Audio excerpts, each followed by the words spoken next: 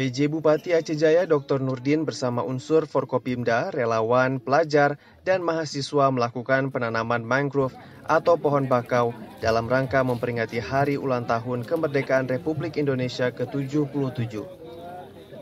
Penanaman tersebut dipusatkan di kawasan Pantai Ujung Pusong, Gampung Lobuya, Kecamatan Setiabakti, Kabupaten Aceh Jaya pada Selasa 23 Agustus 2022. Akan menanam 77.000 pohon ini di Aceh Jaya.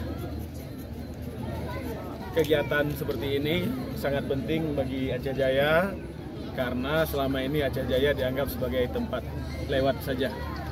Maka dengan ada kegiatan-kegiatan seperti ini, kita harapkan orang semakin tahu Aceh Jaya, kemudian setelah tahu dia mau penasaran, mau mampir ke Aceh. Kapolres Aceh Jaya AKBP Yudi Wiono mengatakan, kegiatan ini merupakan upaya menggelorakan kembali ekosistem mangrove di Provinsi Aceh dan mengurangi potensi abrasi pantai, serta mengurangi resiko bencana. Terus pemilihan area di sini adalah ada tujuan utamanya.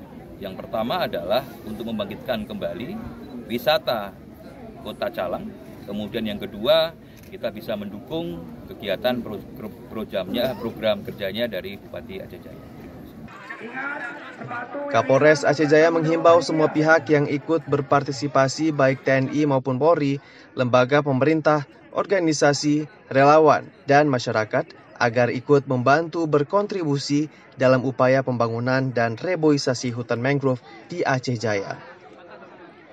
Selain itu, alasan dipilihnya kawasan Pantai Ujung Pusong sebagai lokasi penanaman serentak 77.000 mangrove agar membangkitkan kembali geliat wisata di kawasan Calang serta mendukung program kerja PJ Bupati Aceh Jaya dalam pengembangan wisata.